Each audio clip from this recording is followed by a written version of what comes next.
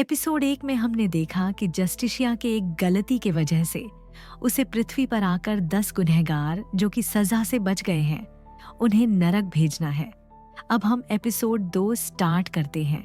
Miss Kong यानी Justicia miss चा के पति को मारने ही वाली होती है, तभी वहां हान दा ऑन पहुंच जाता है और मिस चा के पति को कहता है कि उसने मिस चा के साथ ऐसा क्यों किया। तभी वह कहता है कि उसकी तरबियत अच्छे से नहीं हुई है, इसलिए वह ऐसा है। तब हान दा ऑन कहता है कि हर अनाथ ऐसा नहीं होता। यहाँ हमें पता चलता है कि हान दा ऑन भी अनाथ है। तभी दा ऑन मुक्के से मारने ही वाला होता है कि जज कांग उसका हाथ पकड़ लेती है। दा ऑन काफी जोर लगाता है, लेकिन वह अपना हाथ लिया भी नहीं पाता। दा ऑन को ये बात काफी अजीब लगती है। तभी वहां दा ऑन के और साथी ऑफिसर्स पहुंच जाते हैं और उन्हें रोकते हैं।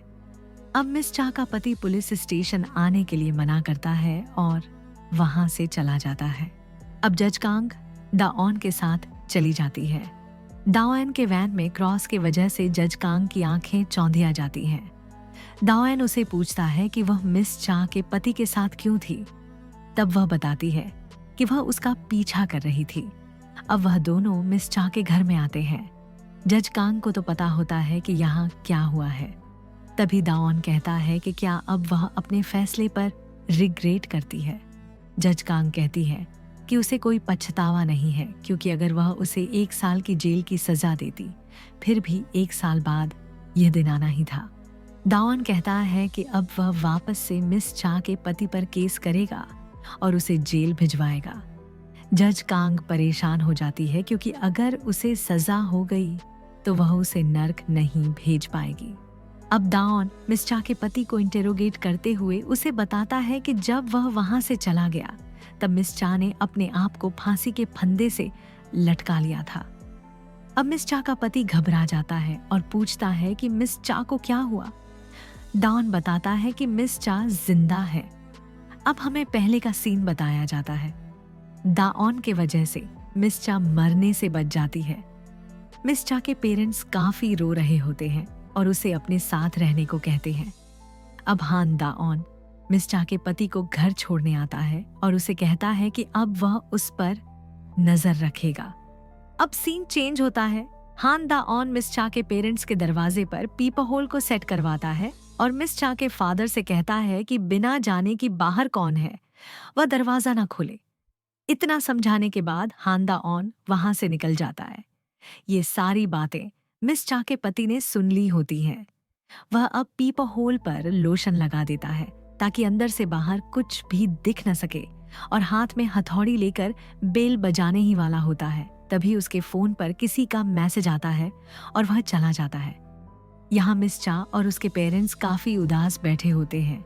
तभी डोर बेल बजती है और बाहर से आवाज आती है कि वह हान दा ऑन है, पर स्क्रीन पर कुछ भी क्लियर नहीं दिख रहा होता। मिस चा और उसके पेरेंट्स काफी डर जाते हैं। मिस चा की माँ पुलिस को फोन करने को कहती है, पर उसके पिता कहते हैं कि अगर आज पुलिस उसे पकड़ भी लेती है फिर भी कल वह वापस आएगा। तभी मिस चा पैनिक हो जाती है और मरने की बात करने लगती है। उसके पिता कहते हैं कि वो चिंता ना करे, वह उसे बचा लेंगे, और उन्हें कमरे में जाकर कमरा लॉक करने को कहते हैं और कहते हैं कि चाहे कुछ भी हो जाए बाहर मत आना, और जब आवाज आनी बंद हो जाए तो पुलिस को कॉल कर देना। अब मिस चा की माँ उसे रूम में ले जाती है, पर मिस चा उसके पिता को ऐसा करने से मना कर रही होती है। अब वह किचन में से चाकू लेते हैं और दरवाजा खोलते ही हमला कर देते हैं। तभी उन्हें पता चलता है कि वह सच में हान दा ऑन है। उसके पापा वहीं फूट फूट कर रोने लगते हैं। अब हान दा ऑन उन्हें इमरजेंसी वॉच पहनने को देता है। मिस चा कहती है कि ये सब चीजें ऐसे खत्म नहीं होंगी, ये तभी खत्म होंगी जब मिस चा मरेंगी। तभी हान दा ऑन को कॉल आता है और उसे पता चलता है कि मिस चा का पति मर चुका है। सीन बदलता है और जज कांग अपने ऑफिस में आती है। तभी उनकी रिसेप्शनिस्ट उनसे पूछती है कि वह काफी खुश लग रही है। जज कांग कहती हैं कि आज का ट्रायल काफी अच्छे से गया, इसलिए वह खुश है। अंदर जाकर जज कांग हंसती है और हमें 12 घंटे पहले क्या हुआ वह दिखाया जाता है। सीन बदलता है और दिखाया जाता है कि जब मिस चा का पति बेल बजाने वाला था, तब उसे एक अननोन नंबर से मैसेज आता है। मैसेज में लिखा होता है कि वह मिस चा है और उसे दिए गए पते पर आधी रात को मिलना चाहती है। अब मिस चा का पति उस नंबर पर फोन लगाता है और उससे कहता है कि अब पहले वह उसके पेरेंट्स को मारेगा। सामने से मिस चा कहती है कि अगर उसने ऐसा किया तो वह पुलिस में कंप्लेंट करेगी। मिस चा का पति उसे कहता है कि वह जेल में कुछ महीने गुजारने के बाद उन्हें मार देगा। सामने से मिस चा कहती है कि वह सिर्फ एक बार उससे मिलने आए। वह मान जाता है और उससे मिलने के लिए निकल जाता है। सीन बदलता है और हमें एक कमरा दिखाया जाता है जहां जज कांग तैयार हो रही होती हैं। अब मिस चा का पति दिए हुए एड्रेस पर पहुंचता है और वह अपनी हथौड़ी को बाहर निकालता है। तभी सीढ़ियों से जज कांग बिल्कुल शानदार अंदाज से नीचे आ रही होती है। मिस चा का पति उन्हें देखता है और अपनी हथौड़ी वापस रख लेता है और पूछता है कि वह यहाँ क्या कर रही है। तभी अंदर से मिस चा की आवाज आती है। मिस चा का पति उसे बाहर आने के लिए कहता है। तभी अंदर से जस्टिशिया का असिस्टेंट मिस चा की आवाज में बात करता हुआ बाहर आता है। मिस चा का पति समझ जाता है कि उसने जिससे बात की थी वह मिस चा नहीं थी। तभी जस्टिशिया उससे कहती है कि उसका रियल ट्रायल अब शुरू होगा और उसे अपने सारे गुनाह कबूल करने को कहती है, पर वह मना करता है और वहां से निकल जाता है। जैसे ही वह बाहर का गेट खोल कर जाता है, वह एक रेस्टोरेंट में पहुंच जाता है और पीछे से जस्टिटिया आती है और कहती है कि उसकी दुनिया में स्वागत है। अब उसकी आंखें चमकने लगती हैं और कहती है कि अब उसने जो भी काम किया है, अब उसका फल उसे मिलने वाला है और यही नर्क का नियम है। अब सीन चेंज होता है और जज कांग और मिस चा का पति रेस्टोरेंट में बैठकर खाना खा रहे होते हैं।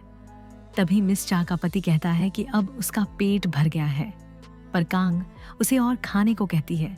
वह ऐसा करने से मना करता है।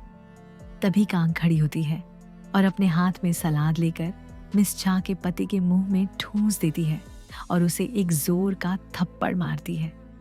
जैसे मिस चा का पति जाने लगता है, वह उसका हाथ पकड़कर उससे माफी मांगने लगती है और अगर उसने उसे माफ नहीं किया तो खुद की जान लेने की धमकी देती है। असल में मिस चा के पति ने जो भी मिस चा के साथ किया था, जज कांग मिस चा के पति के साथ भी वही कर रही थी। अब सीन चेंज होता है और कांग बर्थडे केक लेकर खड़ी होती है। तभी मिस चा का पति उससे ब्रेकअप की बात करता है। मिस चा उसे थप्पड़ मारती है और उसे अब कभी भी ब्रेकअप की बात न करने के लिए कहती है। अब कांग उसे ऐसे ही मारती है जैसे वह मिस चा को मारा करता था। अब मिस चा का पति पुलिस में रिपोर्ट करके उसे जेल भिजवा देता है, लेकिन वह जैसा बर्ताव वह करता था वैसा ही बर्ताव करती है। अब मिस चा का पति जॉब से घर आता है और देखता है कि कांग खाना बना रही है। वह उससे पूछता है कि वह यहाँ क्या कर रही है। कांग कहती है कि उसे जेल से रिहाई मिल गई है, इसलिए वह उससे मिलने आई है। जैसे ही वह पुलिस को फोन लगाने जाता है, कांग कहती है कि अगर इस बार उसने उसे जेल भेजा तो वह उसे मार देगी। कांग उसे खाने के लिए चलने को कहती है। जैसे ही वह आगे आता है, वह उसके नाक पर पंच मारती है और कहती है कि यह उसे धोखा देकर जेल भिजवाने के लिए है। मिस चा का पति कहता है कि अब वह पुलिस को फोन नहीं करेगा और अगर उसे पैसे चाहिए तो पैसे लेकर उससे ब्रेकअप कर ले। कांग को यह बात सुनकर गुस्सा आ जाता है और फिर वह उसे बुरी तरीके से पीटने लगती है। वह उसे भीख मांगता है कि वह उसे जाने दे। तभी जस्टिशिया हथौड़ी उठाती है और उसे मारने लगती है और फिर उससे माफी मांगने लगती है। अब सीन चेंज होता है और मिस चा का पति ये सब सहकर मिस चा की तरह खुद खुशी कर लेता है। जस्टिशिया उसे वह सारा कुछ फील करवाती है जो मिस चा ने उसके साथ रहकर फील किया था। वह फिर भी कहता है कि मिस चा अब भी मरी नहीं है और जज कांग उसे सजा नहीं दे सकती। तभी जस्टिशिया उसे जोर का थप्पड़ मारती है। अब वह कांग से माफी मांगने लगता है और उसे जाने के लिए कहता है। तभी जस्टिशिया का फोन बजता है और वह जैसे ही बात करने के लिए पीछे मुड़ती है, तभी वह उस पर हथौड़ी से हमला कर देता है और जज का गला दबाने लगता है। तभी जस्टिशिया हंसती है और उसका गला पकड़कर उसे फेंक देती है और उसे काफी बुरी तरीके से मारती है। अब मिस चा का पति अपना सारा गुनाह कबूल करता है। तभी जस्टिशिया की आंखें चमकती हैं और उसका खंजर उसके हाथ में आते ही वह उसे मार देती है और उसके माथे पर गहना की मुहर लगा देती है। तभी ऊपर नर्क का दरवाजा खुलता है और मिस चा के पति की आत्मा नर्क में चली जाती है। अब सुबह का सीन दिखाया जाता है जहां हान दाओन को मिस चा के पति की लाश मिलती है। वह घर के अंदर जाकर देखते हैं तो वहां कोई भी निशान नहीं होते और हान दाओन मान लेता है कि यहाँ मर्डर नहीं हुआ है। सीन बदलता है और जस्टिशिया का असिस्टेंट उसे बताता है कि क्राइम सीन को उसने प्रोफेशनल के द्वारा क्लीन करवा दिया है। अब हमें दिखाया जाता है कि कैसे नर्क के सफाई कर्मचारियों ने पूरे घर को पहले जैसा और बॉडी पर से जस्टिशिया के निशान भी मिटा दिए हैं। बॉडी पर मिले निशानों को देखकर पुलिस काफी कंफ्यूज होती है और वह उसके माथे की मुहर के बारे में जानने की कोशिश करते हैं। सीन बदलता है और हम देखते हैं कि जस्टिशिया का असिस्टेंट उसे कहता है कि हान दाओन से दोस्ती बढ़ाए क्योंकि वह पुलिस वाला है और वह उसे क्रिमिनल्स की जानकारी दे सकता है। लेकिन कांग इस आइडिया के लिए इनकार कर देती है। अब जस्टिशिया और उसका असिस्टेंट घर आ रहे होते हैं। तभी उनकी नेबर आती है और उन्हें एक मीटिंग में आने को कहती है, पर जस्टिशिया आने के लिए मना कर देती है। नेबर कहती है कि वहां बहुत ही अच्छा नाश्ता होगा। ये सुनकर कांग के मुंह में पानी आ जाता है और वह मीटिंग में चली जाती है।